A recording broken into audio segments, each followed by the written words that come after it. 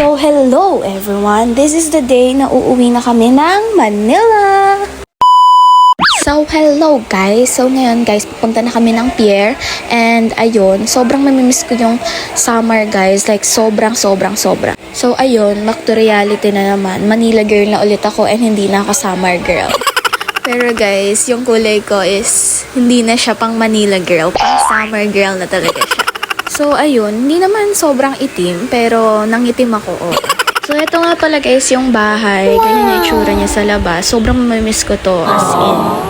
At this point guys, papasok na ako ng motorboat kasi ano oras na rin yan. And maraming tao na talaga yung nasa loob. Ayan na guys, dito na kami sa loob. And chinecheck na rin guys ng Coast Guard yung loob. If ever man na marami yung tao, may papalabasin. And this is the view guys pag morning. Sobrang ganda guys. And ayan, yan yung bundok guys ng Sumaraga. Ganyan siya kalaki guys. At this point guys, palabas na kami. Kinuha na rin namin yung ibang gamit and pinauna namin yung iba.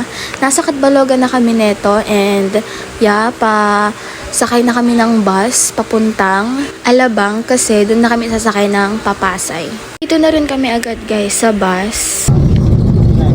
And alam nyo guys, may nakita kami. Philippine Looper siya guys. Nilalakad lang nila guys yung gusto nilang puntahan, gano'n. Mabas na kami ng bus guys kasi sasakay na yan ng Roro. And nakabili na rin si tatay ng ticket. Hinihintay na lang namin yung barko guys. And hindi rin naman nagtagal kasi tinawag na rin naman agad kami and andyan na agad yung barko. So ito yung view sa labas. Ayan, sobrang linaw ng tubig guys, makikita nyo talaga. And ito naman yung sa loob.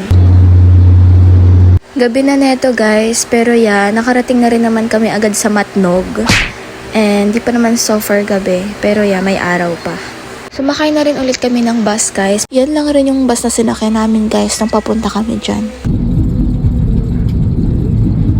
Stop over guys. Tapos na kami kumain dyan nila tatay. Hindi ko lang na-film. Sad to say guys, stranded kami kasi nagkaroon ng problema sa transmission ng bus. Daming tao na argabyado. Pero ang importante ay hindi kami nadisgrasya at ligtas kaming nakauwi. Nasakay na rin naman agad kami ng bus guys pa Alabang kasi doon kami sasakay ng Papasay. Pero ang sinakay namin ay Loton kasi bababa kami ng Pedro Hill. Andito na kami guys sa Alabang. And nag-emote pa nga si ate girl.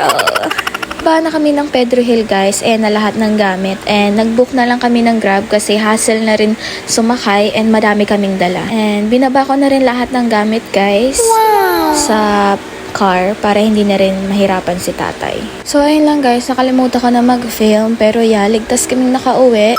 And marami mang nangyari sa araw namin na yun, lalo na nung na-stranded kami. Pero I thank God kasi ligtas kaming nakauwi and hindi niya kami hinayaan na maaksidente. Susunod na vlog ko ulit guys. Bye!